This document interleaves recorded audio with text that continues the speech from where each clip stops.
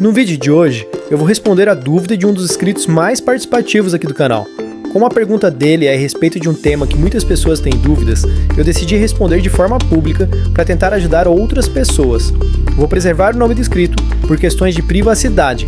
Vou ler a pergunta dele.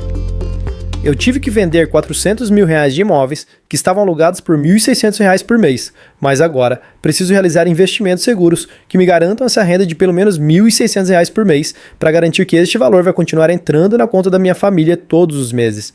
Como este valor pertence a mim e à minha mãe, não poderia investir em ações de empresas, pois ela tem muito medo. Eu havia pensado em deixar na caixinha do Nubank, mas ela também tem medo de fintechs. Por favor, me diga qual a melhor solução para garantir esses R$1.600 por mês. Então vamos lá. Primeiro eu gostaria de agradecer ao inscrito pela pergunta. Resolvi gravar um vídeo respondendo a este questionamento, pois acho que essa é uma dúvida que muitos têm. O caso dele é bastante comum. Como ele disse na pergunta, o dinheiro é dele e da mãe dele. Ele é de uma geração mais jovem, com pouco mais de 20 anos. Já a mãe possui mais de 40 anos. O inscrito, se dependesse dele, naturalmente optaria por entrar na bolsa de valores do mercado de ações. Já a mãe, acostumada com investimento tradicional em imóveis, está se sentindo insegura e perdida com a venda dos bens. Essa diferença de faixa etária acaba criando esse primeiro choque cultural, enquanto a mãe não está preparada para o risco e nem tem como prioridade multiplicar o patrimônio. Ela só quer a garantia de que o dinheiro vai continuar entrando para ajudar nas contas da casa. O filho, que é mais jovem, teria como prioridade a multiplicação do patrimônio, no sentido de fazer estes R$400 mil transformar em 1 milhão, por exemplo, obviamente, em alguns anos. E um dos pontos mais desafiadores quando vamos tentar ajudar alguém nos investimentos é justamente esse. Normalmente, você não precisa somente encontrar a melhor opção para garantir a rentabilidade ou valorização do patrimônio. Você precisa encontrar a melhor opção dentre as opções que a pessoa aceitaria. E é nessa jornada que eu gostaria de convidar para embarcar comigo. Vamos aprofundar na busca pela melhor saída para o inscrito. Eu vou entrar desde o conceito básico da escolha por investir em imóvel físico ou em fundos imobiliários, até chegar em conceitos mais complexos, de como as decisões políticas podem afetar os seus investimentos. Vamos discutir o histórico dos fundos imobiliários, a diferença entre eles e quais seriam as melhores opções do momento. E tentar fazer um comparativo com o mercado de ações tradicional. Portanto, deixe seu like, fique até o final do vídeo para não perder nenhum detalhe. Eu tenho certeza que essa aula vai te ajudar muito com seus investimentos ou com os investimentos dos seus familiares e amigos. Para começar, nós vamos avaliar o investimento anterior do nosso inscrito. Quando falamos de investimento em imóveis físicos, existem duas possibilidades de ganhar dinheiro. A primeira é com o aluguel do imóvel, e a segunda é com a possível venda do imóvel após a sua valorização. E na situação descrita por nosso inscrito, ele possuía R$400 mil em imóveis alugados por R$1.600 por mês. Isso gera uma rentabilidade de 0,4% ao mês, certo? Errado.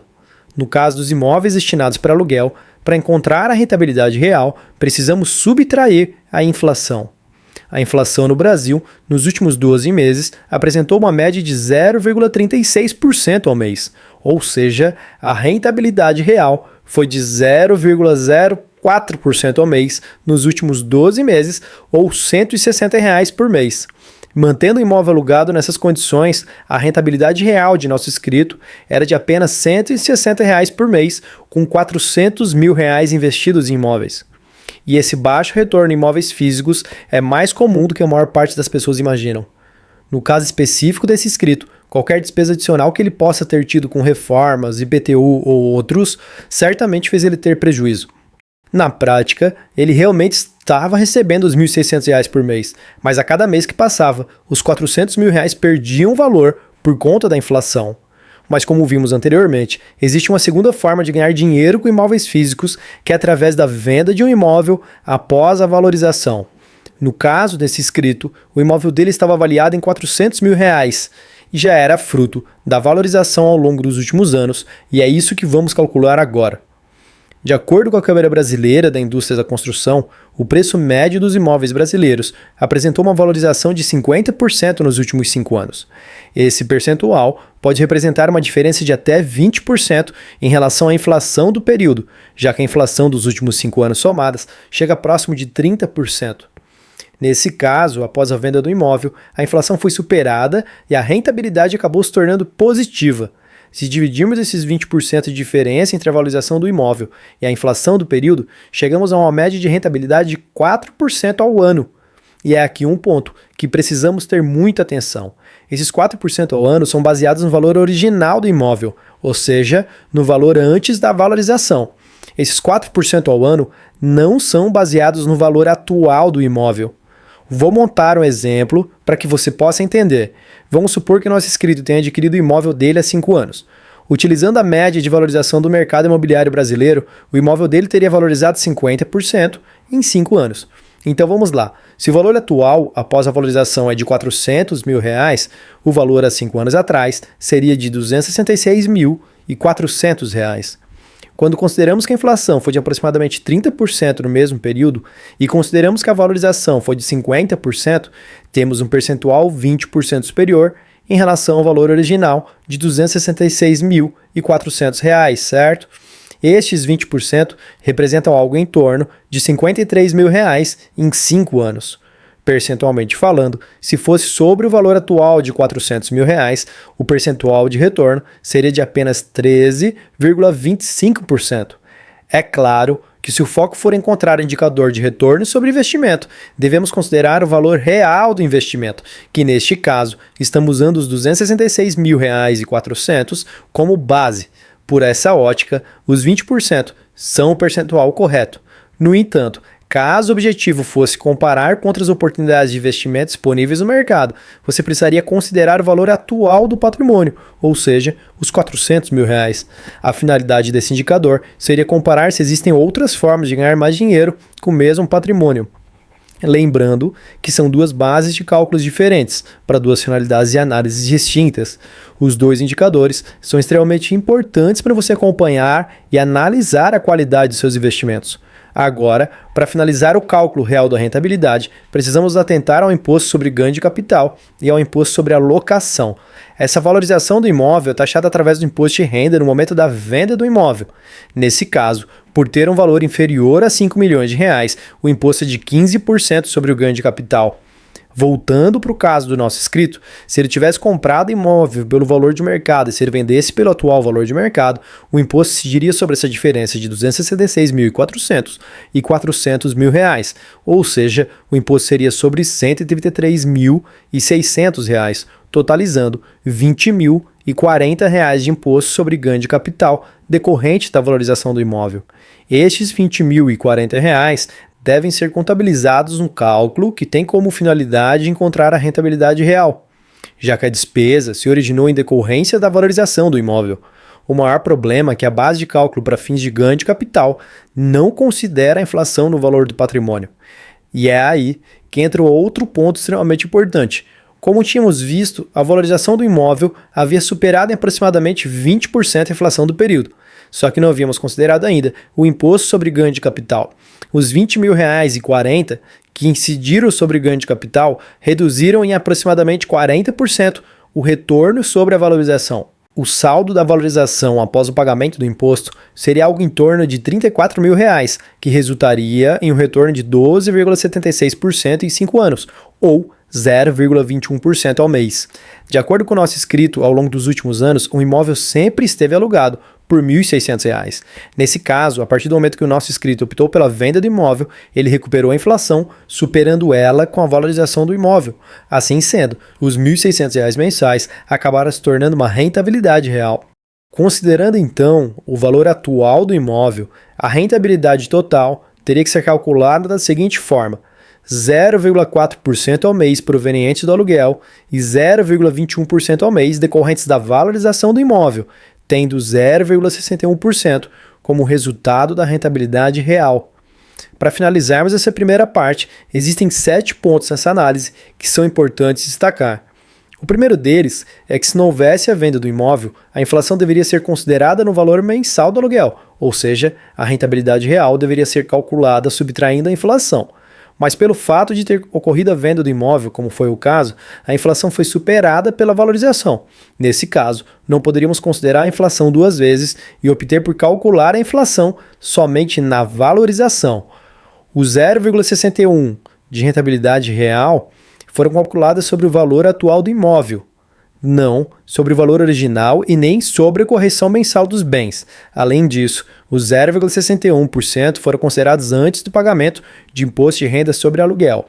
Apesar desse imóvel ter se valorizado 50%, não podemos considerar isso como uma regra, afinal, existem imóveis que podem desvalorizar ao longo dos anos. Tudo depende das condições do imóvel, da cidade onde está localizado e de quantos anos tem o imóvel.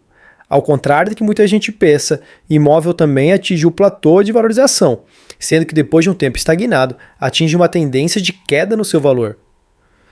Para fins de controle de inflação neste vídeo, estou considerando o IPCA, mas para fins de reajuste de aluguel, o índice correto é o IGPM. No entanto, como o objetivo é avaliar a rentabilidade da pessoa física, na minha opinião, seria o mais sensato considerar o IPCA, pois estamos tratando aqui da renda complementar de uma família e a forma como ela gastará seu dinheiro estará mais impactada pelo IPCA. O percentual de aluguel em relação ao valor do imóvel no Brasil fica na faixa de 0,3% a 0,5% ao mês, chegando em casos raros somente em algumas capitais ou cidades muito desenvolvidas, próximo a 1%. Falando a respeito do imposto sobre o valor do aluguel, é isento de impostos de renda aluguéis até R$ 2.112 por mês. Então, no caso do nosso inscrito, não havia necessidade do pagamento do imposto de renda proveniente do aluguel. Agora que já entendemos a rentabilidade real do aluguel do imóvel de R$ 400 mil, precisamos criar uma estratégia com rentabilidade mínima de R$ 1.600 por mês.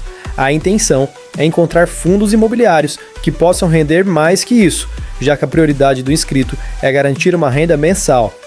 Mas antes de seguirmos com a busca pelos fundos imobiliários, gostaria de entrar rapidamente em um outro ponto levantado pelo inscrito, que seria a opção de investir no caixinha do Nubank.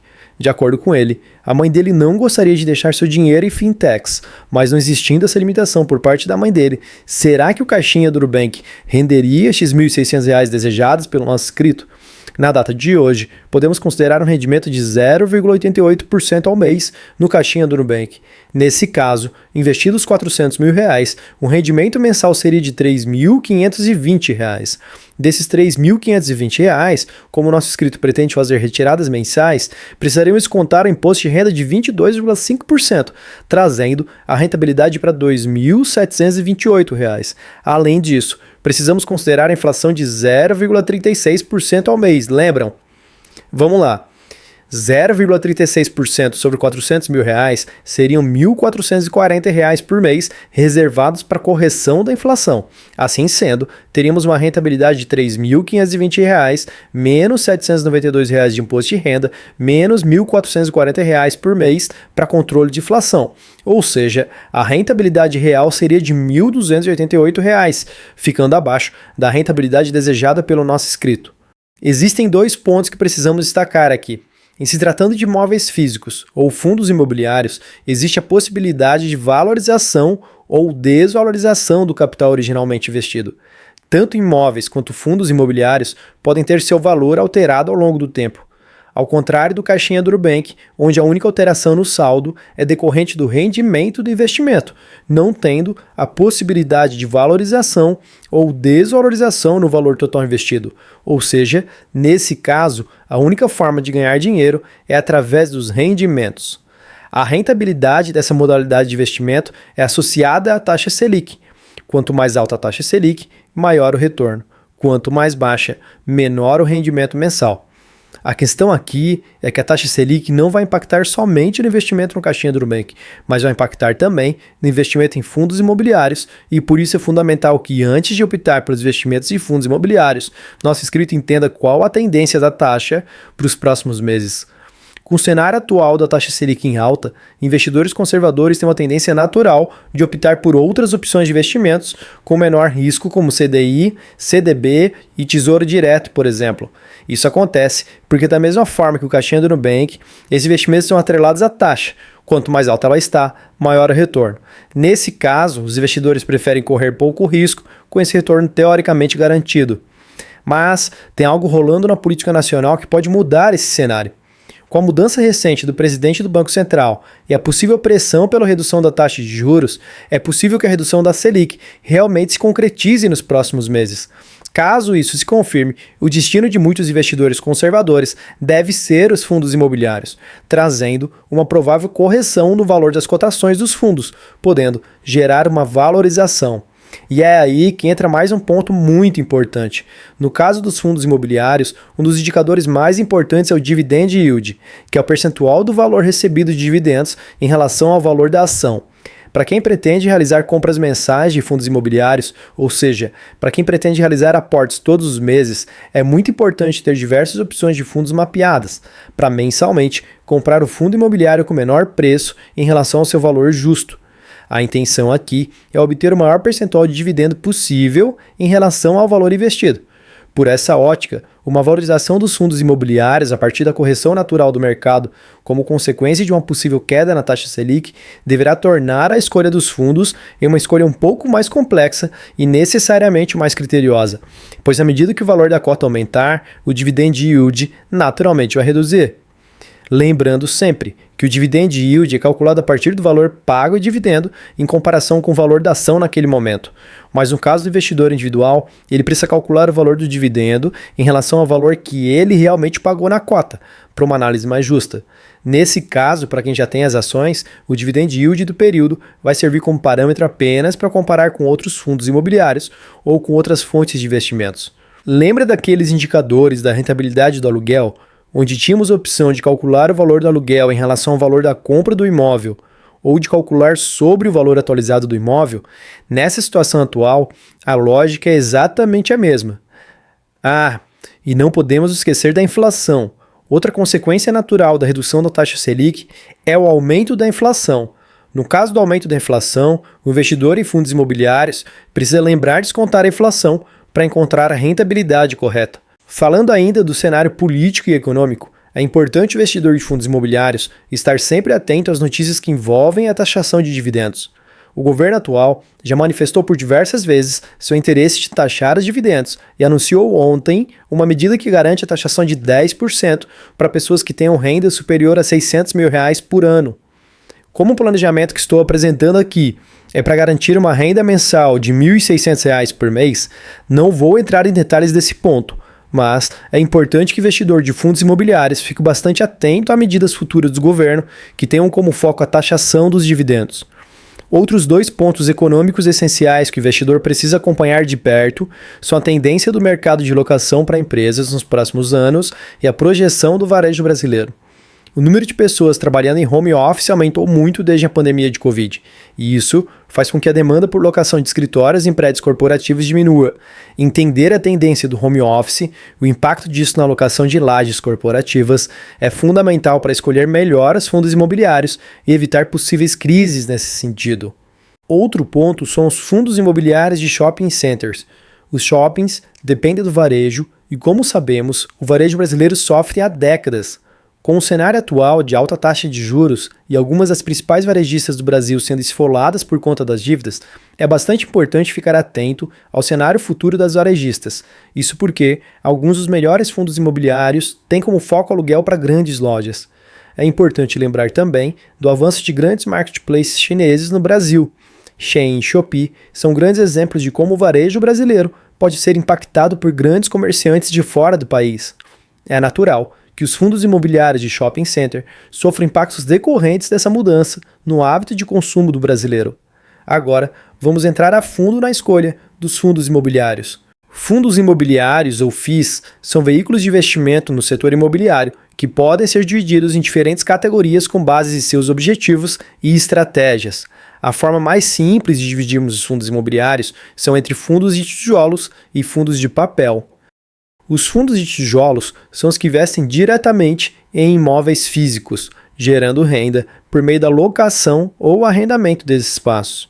Os fundos de tijolos podem focar em diferentes segmentos, sendo os principais as lajes corporativas, que são os edifícios comerciais que atuam no aluguel de escritórios, por exemplo. Também temos os galpões logísticos, que são imóveis voltados à logística e armazenagem, como os centros de distribuição. Por último, os shopping centers, que geram renda com aluguel de lojas. Já os fundos imobiliários de papel investem em títulos e valores imobiliários relacionados ao mercado imobiliário, e os dois mais comuns são os CRIs, que são os certificados de recebíveis imobiliários, e os LCIs, que são as letras de crédito imobiliário. Os CRIs são títulos relacionados a recebíveis do setor imobiliário, já as LCIs são títulos emitidos pelos bancos para financiar o mercado imobiliário. É importante destacar também os famosos FOFs, que são os fundos de fundos. São fundos que investem em cotas de outros fundos imobiliários, buscando diversificação e gestão profissional. Esse tipo de fundo é ideal para quem quer diminuir o risco sem se incomodar muito. Na montagem do planejamento do nosso inscrito, eu incluí um FOF, que investe em 20 fundos imobiliários distintos, ou seja, estando exposto a este fundo, o investidor acaba comprando cotas de mais de 20 fundos automaticamente, diversificando muito sua carteira e diminuindo sua exposição ao risco.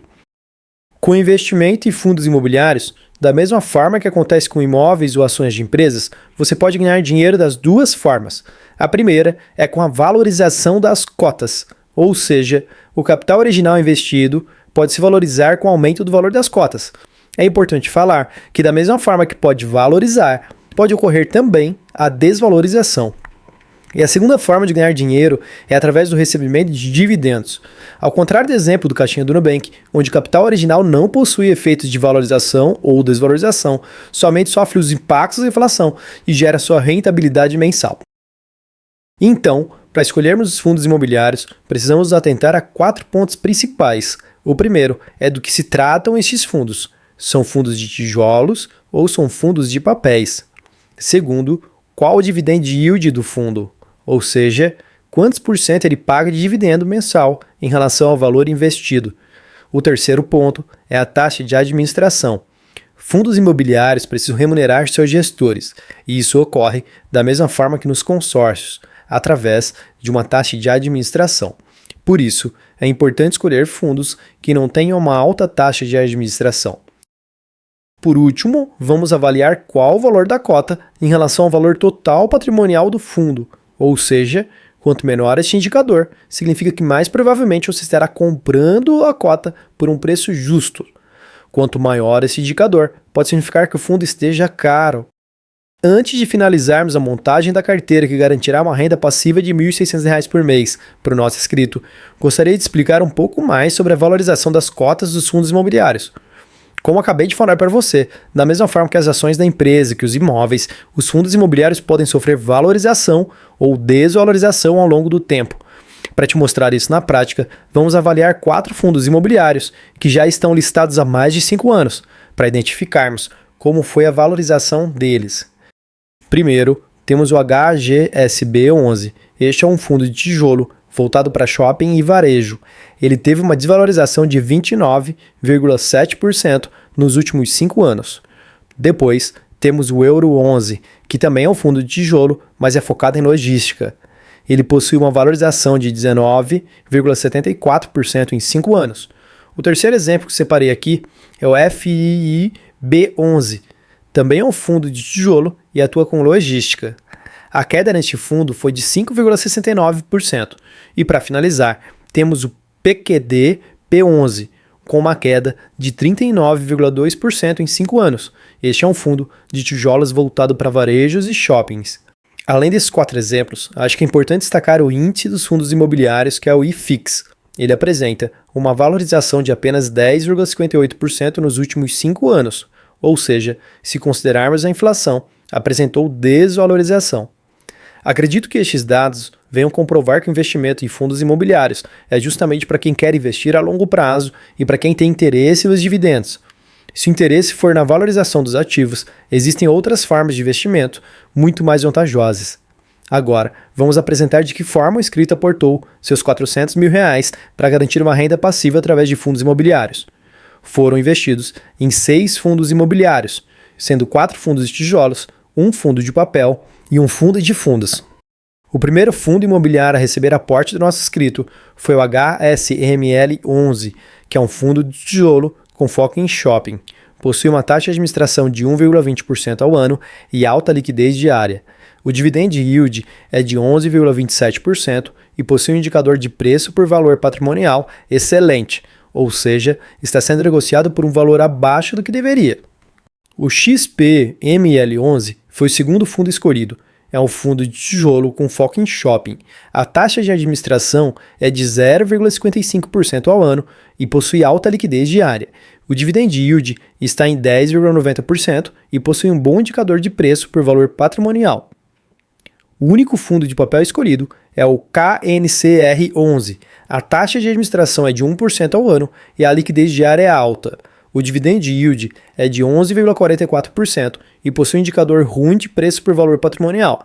Está sendo negociado por um valor muito justo. Já o único fundo de fundos escolhido é o CNFF11. A taxa de administração é de 0,78% ao ano e possui uma liquidez não muito alta. O dividend yield é de 13,6% e o indicador de preço por valorização patrimonial não é bom.